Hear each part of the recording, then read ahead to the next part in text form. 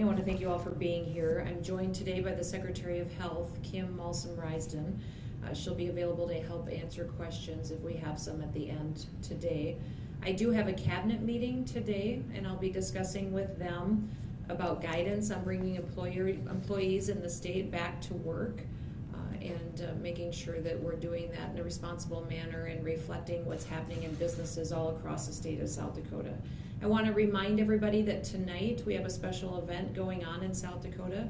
It's called Let It Shine, and we're asking everyone to go outside from 9:30 until 10 and turn your lights on. Think of creative ways to let it shine, and we will have folks flying above the 12 largest cities in the state of South Dakota recording it, that I think will be real inspirational and giving people a picture of hope, knowing that we've been going through some challenging times, but yet we can all come together and focus on the light that can drive out darkness. So encourage you and your family to plan something during this special event to show a light up into the sky that can unify all of us as a state together. Again, I want to remind everybody that our recommendations in place for getting back to normal still require folks to be physical distancing. I know as it gets nice outside, we would all love to go back to how things were 6 to 7 months ago, but yet I still need you to physical distance. I still need you to be diligent about keeping our vulnerable population at home, that they need to be careful if they are over the age of 65, have health conditions, that it's incredibly important that they stay at home so that we can stay on our plan for getting through the spread of COVID-19 through the state of South Dakota. Continue to wash your hands, and if you aren't feeling well, call your doctor. Don't go into the clinic or the hospital, call your doctor, and they will make sure that you have an opportunity to go through the protocols to see if you need to be tested. And one more reminder to download the CARE-19 app. It's incredibly helpful for us as a state of South Dakota to make sure that we're doing contact tracing in a way that's efficient and allows us to best utilize our time to find out who may have been in contact with somebody and potentially been exposed to the virus. With that, we'll open it up to any questions that you may have today. Governor? Sure. Let's go to Bob in the room, and then I'll go to the phone line. Just real quickly, Bob Mercer, Colorado News. What time will the events be this evening? Well, we believe the lights will start recording and be recorded above the towns at 9:30 and to 10. And so there's several different towns. They said the 12 largest towns in the state. And I'd encourage folks to be outside and prepared for that to start happening around that time. Here in Pierre, we'll be doing some special things at the Capitol. And I think we've kind of thought out of the box and people are excited about it. So we're hoping that every community will find a special way to recognize it. On the phone, was there a question? Yeah, Ray from Colorado? Yes, go ahead. Hi, yes, Governor, you mentioned meeting with the cabinet this afternoon to discuss state workers returning to their physical places of work. Can you give us an idea of when that might be? And if you can't ballpark that or give us an estimate, when you might release any information on when those workers would return to their physical sites? Yeah, it'll be different for every agency and department. It depends on the kind of services that they need to deliver to the public and who will be in some of those locations. So public safety will be very different as they have to man driver's licensing stations, different things like that. We also have differences in social services than we do in labor. Many of the folks in labor have been showing up every day for long hours already because of the unemployment filing claims that need to happen. So they will start to bring folks back, and some will stagger shifts. Some will bring a certain portion back in that need to be on site, and each cabinet secretary will be given the opportunity to make the best decisions for their workforce that facilitates getting the work done and also protecting those employees. Governor JP, radio. Okay, let's go to JP, and then we'll go to the second question that was on the phone. Thank you, Governor. Can you give us any type of an update on the progress of the possible reopening of the Smithfield plant in Sioux Falls? Well, we've had several conversations over the last couple of days. Our hope is that next week we would have some good announcements as to the reopening. The state is facilitating providing personal protective equipment for them and also testing for them, and we're hopeful that by in the coming days that they'll be able to get back online. But we'll have more details when USDA comes forward with some guidance as well for the facilities across the nation. Thank you. There was another question on the phone line. This is Lisa. Yes. Lisa, I heard your name. Why don't you go ahead first? All right. Just wondering on the 3,000 tests a day, just wondering if that means that the medical facilities have enough chemical supplies to process 3,000 tests a day? This is Kim Malsom-Reisen. Thank you for that question. So 3,000 tests per day is our current capacity. You can see from the numbers that we report every day that we're not seeing that level of people tested. And so we are confident that moving forward, we do have the capacity to get that number of tests done, and we'll be working to increase that to 5,000 per day, which is what we're expecting, potentially as we start to peak here. The 3,000 per day, in terms of processing those tests, would happen at labs at a lot of different levels. So that could happen at the local community level. That would include the state public health lab. And it also includes some commercial lab capacity that hospitals and other providers have the ability to access. Okay. Beth Warden with Dakota News Now. Sure, go ahead.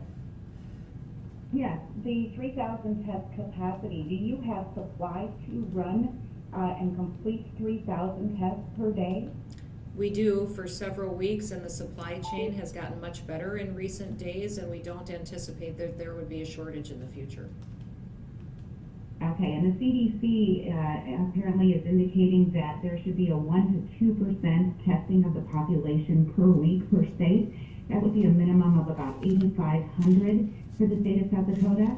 Is that a goal that you intend to set? This is Kim Malsom-Reisen. Again, we have the statewide testing plan. We are not assigning a percentage per se. The 2% number that you might be referencing is the minimum number of supplies that the CDC wants to see states have. And they're actually helping us get well beyond that. We've been identified as a state that has a very aggressive testing plan, and so our supply chain through the CDC is in May and June slated to be well above the 2% mark. I'm Ray from Keloland again. Yes, go ahead. Can you talk about if there's any other clusters of COVID cases in nursing homes, and if the state would release those in terms of any nursing home clusters?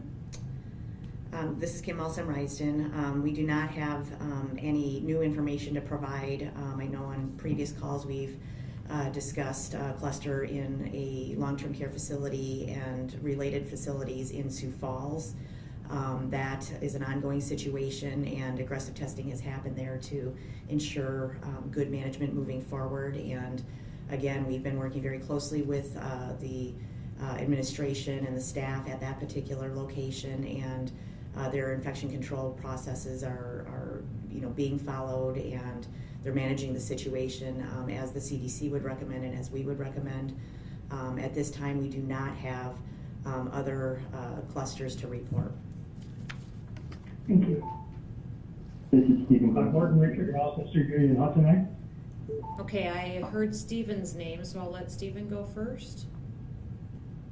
Hi, Governor. I wonder if you have any update on meeting with Smithfield employees, if you have considered that or set anything up, and then if you will be enforcing any social distancing measures or PPE measures or testing measures as Smithfield reopens. Yeah, this is some of the discussions we're having with USDA and Smithfield, and so I believe guidance will be coming out from USDA real soon on that.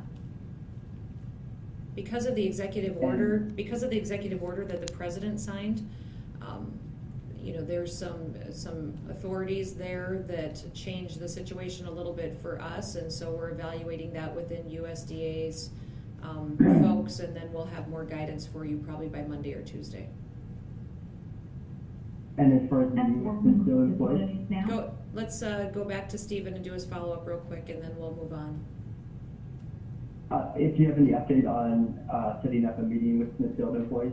Yeah, we're talking about that. Obviously, there's not a lot of meetings going on just because of the virus and spread, so we're communicating with them, and we'll continue to make sure they get all the information that they need. I think they said they were available for a video call. Have you considered doing that? Yeah, we'll keep you posted on that. Was there another question on the Gordon phone? also seeing you tonight. Okay, go ahead. Gordon, was it? Governor, I'm particularly interested in the language used in back to normal, especially the word never. You talk about never required, never prohibited travel, never asked for face masks to be worn. Could you tell me why that language, why that use of that word in trying to put forth a new plan? Well, the Back to Normal plan is a pathway and guidance for folks to get back to what things were before the virus hit the state of South Dakota. It's guidance that we're giving to them, and we did not mandate that businesses closed. We did not mandate that families shelter in place. And so this document is to give them guidance on what they could do at the local level to make sure they were still being proactive with mitigation measures, but still make sure that they had an opportunity to continue to take care of their customers, their employees, put food on the table, and try to maintain some normalcy and try to get that back into their lives. I'll follow up quickly. The mayor of Mitchell used the word bombshell in describing your back to normal plan. I'm just wondering how it's being interpreted and how it will be ultimately lived out. Yeah, I was very surprised by his comment because it should not have been a bombshell to him. We have regular phone calls with all the mayors. He has the opportunity to participate and ask questions. The mayors were well aware of the guidance that was consistently coming from the state that they could utilize to take action in their communities either way. So we leave the authorities with the local folks so that we can take a targeted approach to tackling this virus and keeping people healthy through the process. Thank you. Was there another question on the phone line? Yes. Oh. Yes, I'll take it. Ray from Carolyn. If Sure, someone else has it. sure, Ray, go ahead. I think one of the things that we're finding questions from folks is you speak of back to normal, and yet we haven't surged as a state in terms of peak cases. How can you best explain that or reconcile that for the public? Because back to normal suggests one thing, we still have a peak out there, perhaps suggests another. Well, Ray, as I've said many times before, we're not going to talk about positive cases as based on our modeling and our projections. What you need to focus on is hospitalization rates. And our goal the entire time was to make sure that we had a plan that made sure that we slowed down how many people got seriously ill at the same time so that we could adequately take care of them. So we've been tracking our hospitalization rates and put in mitigation measures to make sure that we could keep people out of the hospital and didn't overwhelm our healthcare systems. By South Dakotans taking action and making sure that they were using personal responsibility, they cut that curve and that peak for peak hospitalization rate by 75%. And that's why now we have the capacity to take care of folks in South Dakota. We know the work the people have done in previous weeks has put us in a great position, and that's why we're giving them a pathway forward to make sure that they can continue to take actions and stay within that capacity and get through this virus in a way that makes sure that those that might need a hospital bed, might need an ICU bed, might need a ventilator will have it, and it'll be ready to take care of them and get them through the situation. Thank you. Governor, this is Stephen from AP. Stephen, I'm going to take a question in the room first, and then I'll come back to you. Good morning, ma'am. Two questions. One, it's School Lunch Hero Day.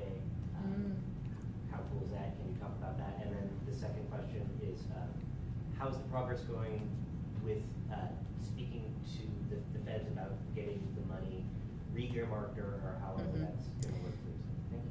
So it's School Lunch Hero Day, and we have incredible work being done across the state with delivering meals to kiddos in every school district. So I think that's one of the things we probably haven't talked about for a little while, and I appreciate Joseph bringing that back up because we have a lot of communities that are delivering meals to kids for breakfast and for lunch, even though they may not be in the building. So if you know somebody that's putting work in and day out to make sure that we're taking care of the nutritional needs of our kids in our state, boy, give them a call or drop them a note in the mail. I know they'd really appreciate that.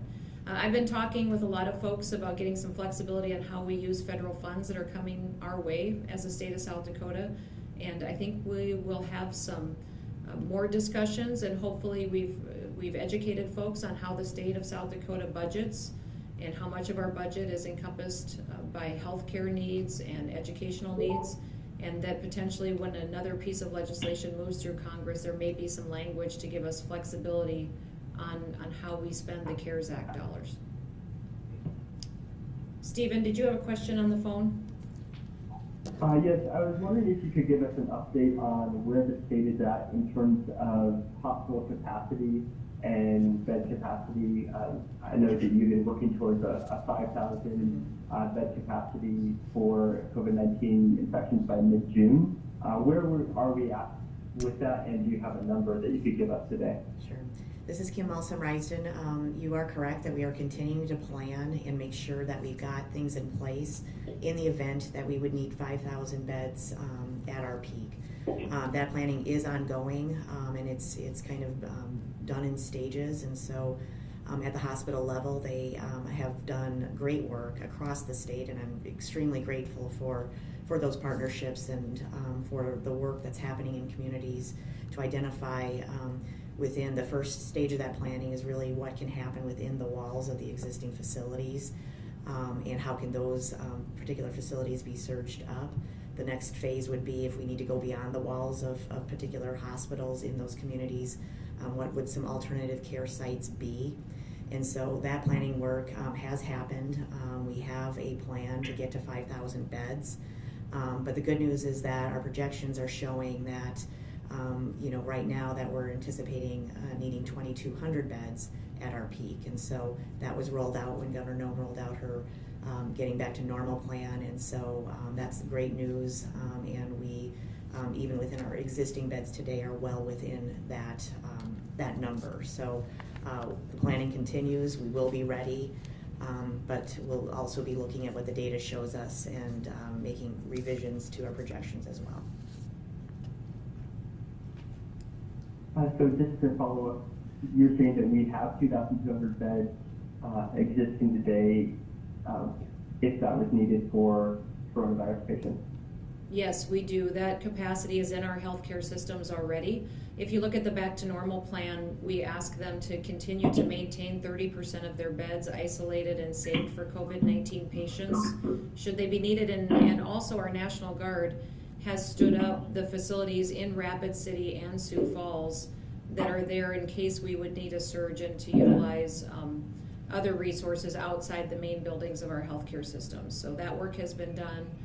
I think if you've been following our National Guard notices, press releases, and social media, you would see some pictures of those men and women stepping up, serving, and setting up those facilities so they're ready to go when we need them.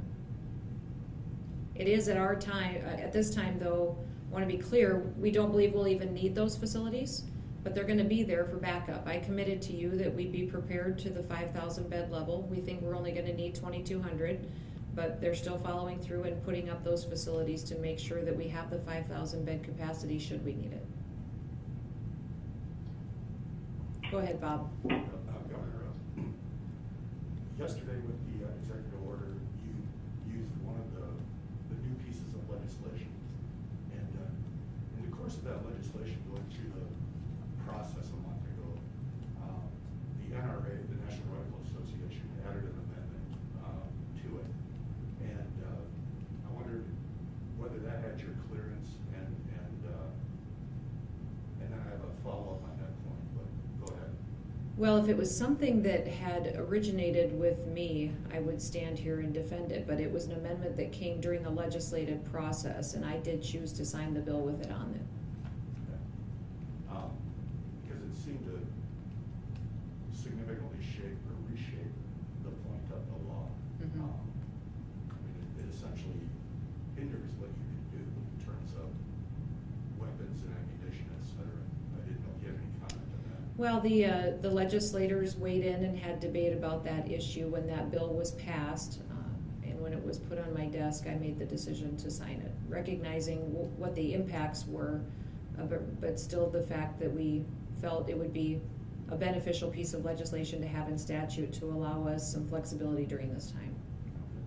And then just to follow further, the NRA lobbyist, Brian Gosh, former legislator from South Dakota, he was here. He was identified as at the house where the drinking occurred that evening. So was Lieutenant Governor Larry Rowe. I didn't know whether you had spoken at all with the Lieutenant Governor about that. If you could answer that. Oh, the Governor and I talk all the time, but that issue I'm not going to weigh in on. Okay, thank you. Is there a question on the phone? Governor Lee Strubinger, SDPB. Sure, go ahead, Lee. I was wondering if you had any thoughts or comments on the Harvard poll that was released yesterday, kind of showing the approval of how the state's been handling the coronavirus towards the bottom of the pack. No, oh dear. Well, Lee, man alive. It's hard for me to believe that people want to get political in the middle of a pandemic. So if we could just focus on important things instead of playing politics all the time, I think that we would be much better served by those in public office, in the media, and out there on social media and in public. This is a time for us to be united, not to continue to find ways to drive people apart. So no, I'm not spending any time looking at polls right now.